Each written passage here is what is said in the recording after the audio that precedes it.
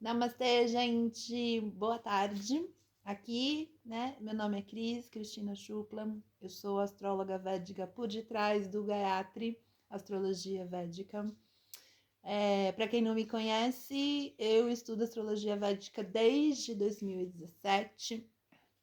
Já trabalhei, né? Já tive estudo de yoga, já dei por muitos anos aulas de yoga, enfim, né? Já tive outras carreiras, mas eu venho me dedicando à astrologia védica aos estudos já há um muito bom tempo e venho trabalhando com mapas desde 2021. A ideia hoje aqui, né, um dos meus assuntos favoritos que eu venho estudando com os anos é falar principalmente sobre a Lua, né? Logicamente, todos os planetas têm a sua influência sobre a gente. Na verdade, eu gosto de pensar, né? Às vezes as pessoas falam, ai, Cris, Saturno tá chegando, eu tô na regência de Saturno, Saturno é isso, né? Saturno é aquilo, mas na verdade, eu gosto de lembrar que os planetas, eles não são bons ou maus, né? Primeiro que cada energia tem o seu lugar, tem o seu espaço. E segundo, que não é o planeta que é mal e que está fazendo a gente passar por alguma fase ou momento. Na verdade, os planetas, eles estão, na verdade, fazendo as entregas dos karmas que a gente, de alguma forma, vivenciou, né? A gente criou os resultados das nossas ações, né? Em vidas passadas, de acordo com estudos da astrologia védica. E aí, por isso, então, eles são esses marcos que vão mostrando para a gente, né, quando que certas questões, sendo elas muito positivas ou questões desafiadoras, vão aparecer na nossa vida, né? E por quanto tempo, enfim, né? Eles realmente sinalizam essa história para nós. E hoje eu vim falar especificamente da Lua, porque a Lua, primeiro que a Lua exerce uma né, uma influência muito grande na nossa vida aqui na Terra. A gente nem precisa estudar astrologia para saber, né, o quanto que a Lua exerce, principalmente se a gente for pensar sobre as marés, sobre as águas, né, sobre as plantas, porque na verdade quem mexe um pouco com a agricultura sabe que o crescimento das plantas é muito pertinente aos trânsitos da Lua.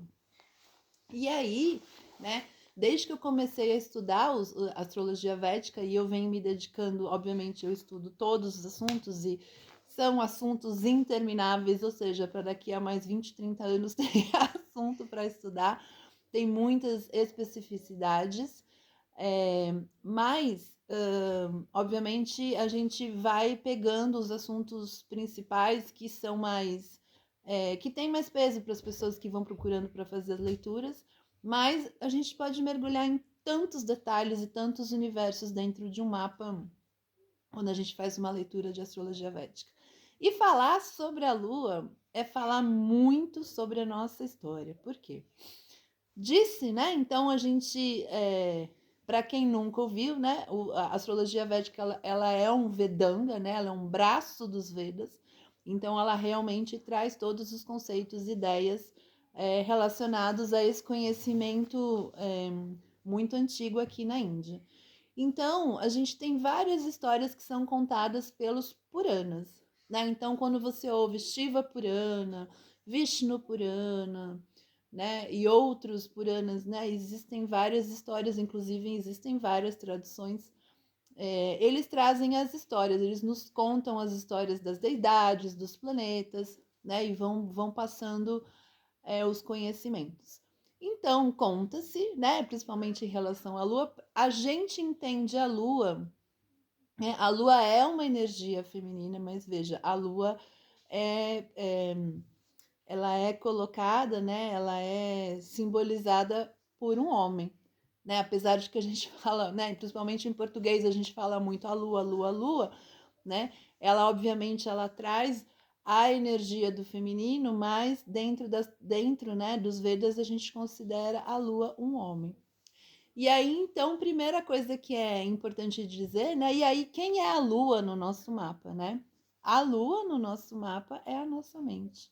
E é por isso que quando eu olho o mapa, uma das coisas que eu realmente presto muita atenção, e como eu faço muitos estudos de lua, é uma das coisas que eu realmente traz muito significado, e a gente entende muito uma pessoa, né, como uma pessoa pensa, como ela enxerga esse mundo aqui fora através dos contextos da Lua. A Lua é tão importante que quando a gente também estuda trânsitos, ou seja, né, os planetas estão sempre em movimento lá no céu, e aí a gente toma muito como referência o ponto de origem, a Lua. E no mapa também a gente usa a Lua como ponto de referência o ponto inteiro, ou seja, né? Tão importante, né? Eu digo que é um ponto inesquecível de estudo no mapa. Bom, então, esses Puranas trazem muitas histórias sobre a Lua, né? E a Lua, ela, na verdade, é um homem, como eu disse, né? E ele tem 27 esposas, que são as 27 nakshatras, ou, como a gente traduz em português, as mansões lunares. Quando a gente pensa em astrologia védica, a gente pensa em algumas camadas de estudo. Então, a gente está aqui na Terra, né? E aí a gente consegue enxergar a olho nu, e obviamente eu não estou falando o tempo todo, mas a gente tem a chance de observar em alguns momentos vários planetas a olho nu. Basicamente, até Saturno a gente consegue enxergar a olho nu, e aí para diante.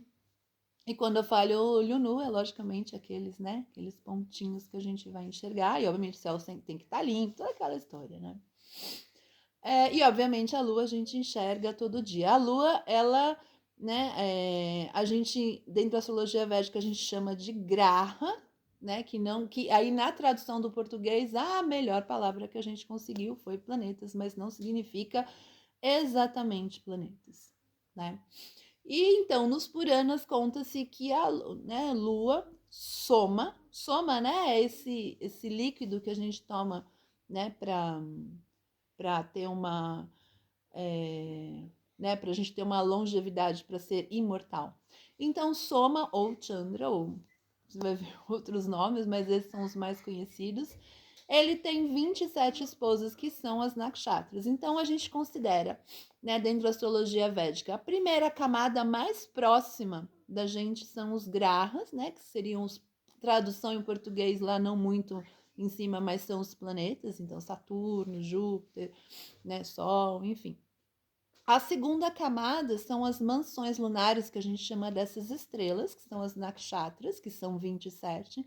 E aí vem uma terceira camada que a gente estuda, que a gente chama a camada do Panchanga, que é essa camada que, inclusive, agora, é por isso que eu vim aqui falar, que entre os 5 elementos que essa camada tem, a gente está estudando muito, que a gente conhece como titis ou dias lunares.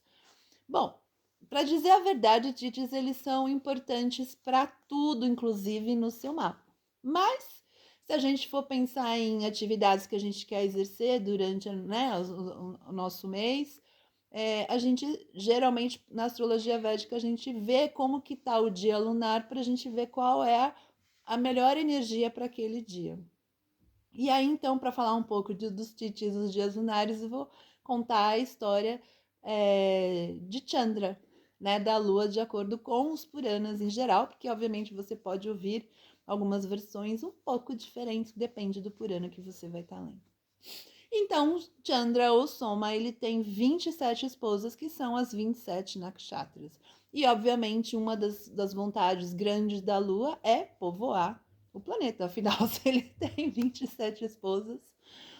E aí,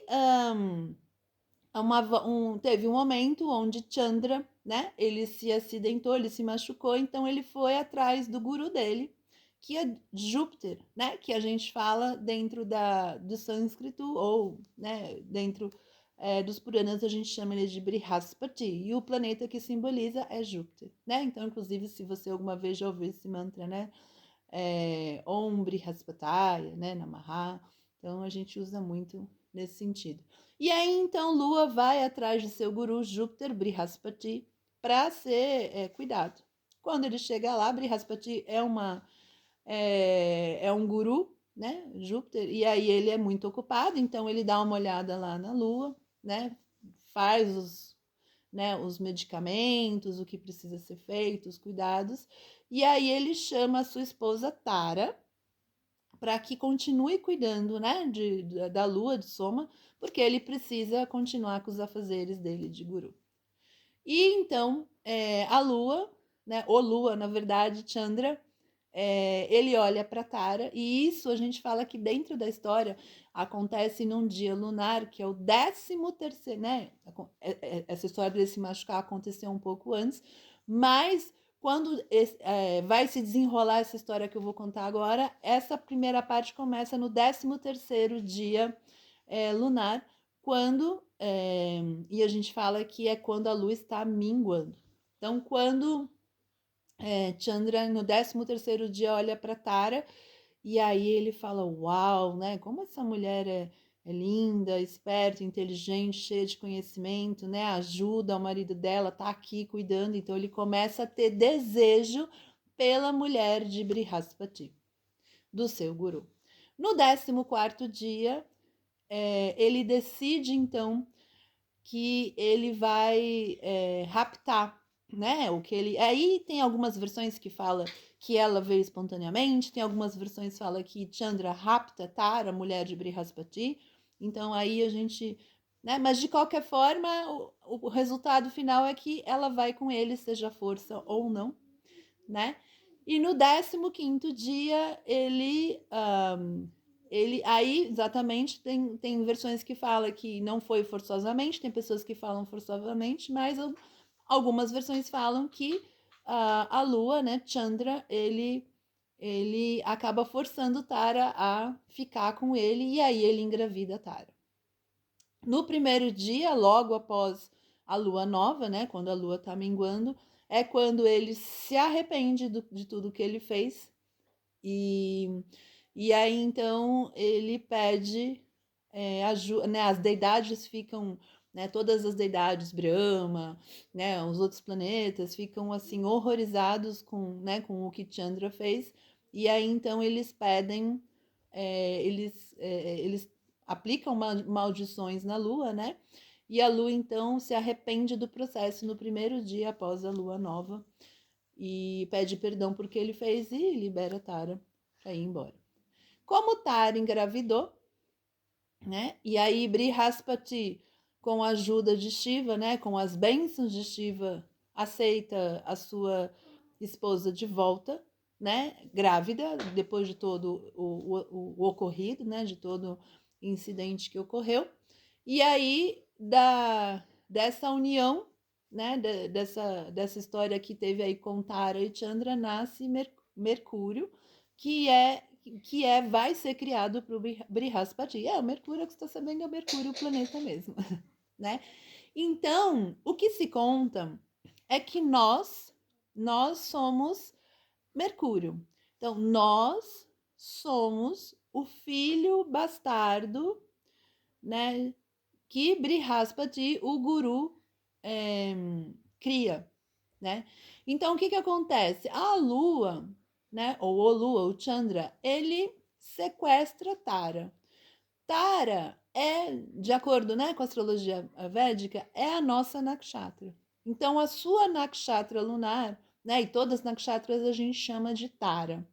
Então, a Lua rouba a gente do nosso guru, que é Júpiter, né? E aí, a nossa mente, então, o que isso significa em termos concretos no nosso mapa? Então, nós, né, dentro da perspectiva, nós somos roubados do divino, nós somos roubados do nosso guru e passamos a ter a perspectiva de Chandra, né? Porque nós temos a lua na nakshatra lunar, né? A gente fala que é uma das nakshatras das mansões lunares mais importantes. Mas o que nós deveríamos estar, né? A forma como a gente deveria estar vendo o mundo não era através da nossa mansão lunar, da nossa nakshatra lunar de nascimento. A gente deveria estar vendo o mundo através da nossa nakshatra de Júpiter, ou então, muito importante também, é a gente tá com a cabeça sintonizada com a nossa primeira casa, né? Então, esse, entre aspas, né, essa energia que a nakshatra lunar traz para nossa mente, às vezes faz com que a gente fique prisioneiro da nossa mente, né? A gente fica aprisionado na nossa mente quando a gente deveria ter um filtro, onde a gente deveria pensar por si próprio, né? De acordo com a nossa primeira casa. Então, gente, a história da Lua é muito importante no nosso mapa. A Lua, quando a gente vai fazer marcar eventos importantes, como que nem hoje na Índia aqui estavam abrindo um templo, né, o templo de Rama. Tudo isso a gente calcula através, principalmente, das questões dos dias lunares. E aí, então, eu com muita alegria, né, iniciei esse curso dos dias lunares, onde a cada mês a gente estuda, né? Nós temos 15 dias lunares, né? E eles vão se repetindo, obviamente, né? Dentro de um mês você vai ter 2 repetições com a lua crescendo e com a lua minguando.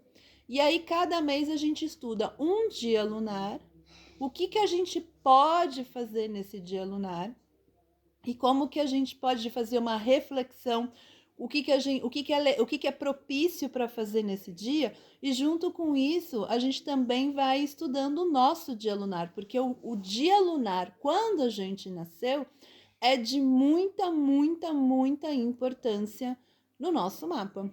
Inclusive por quê?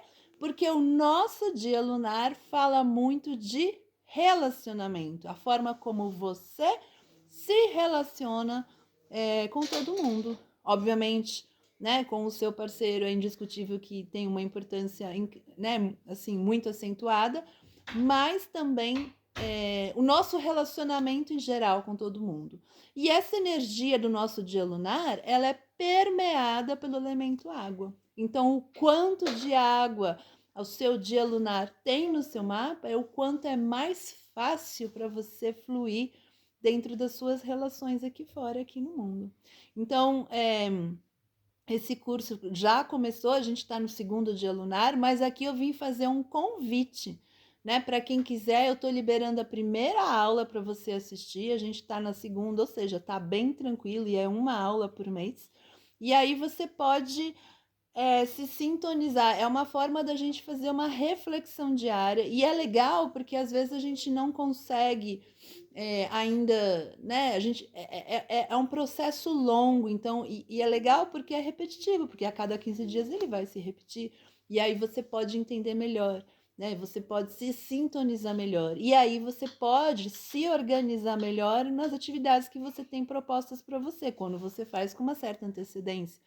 Então, eu, por exemplo, tem dias lunares que eu não compro coisas, porque aquele dia traz muitas vezes coisas quebradas, coisas que podem vir com problema, né? Tem dias lunares que são ótimos para a gente práticas espirituais e tem dias lunares que são ótimos para arrebentar a boca do balão e destruir processos que você já queria acabar, né? Então, é nessa energia que esse curso está acontecendo. Então, se você se interessou e quer assistir a nossa primeira aula, manda um WhatsApp para mim que eu vou estar enviando para você o link da primeira aula para que você possa assistir. E aí, se você se interessar, você se junta ao grupo para estar participando e entendendo. Então, são 15 aulas, é um processo longo, né? E é legal que seja longo, porque primeiro que eu só acredito em processos que vão longos de estudo, né? Ao mesmo tempo é algo tranquilo, porque é uma vez por mês e ele vai se repetindo, então a gente tem a chance de ir relembrando, reeditando, melhorando. Às vezes, num dia lunar que a gente se programa para algo, às vezes a gente não consegue, mas dali a 15 dias ele volta. E é assim a nossa vida também, mesmo que a gente observe ou não. Os nossos ciclos da Lua, né? A nossa história com a Lua, ela vai vindo nessa mesma energia. Né? E às vezes a gente nem percebe. Então fica aqui o meu convite para vocês estudarem esse dia lunar, esses dias lunares, as titis, comigo. É um curso, né, como eu disse, de 15 dias lunares. E é legal que a gente vai vivenciando isso mês a mês. Tem mais informação lá no meu site sobre o curso, eu ainda tá trazendo outras questões, mas manda um WhatsApp, manda uma mensagem e aí a gente vai conversando. Um bom dia aí para todo mundo. Dânia Vaz.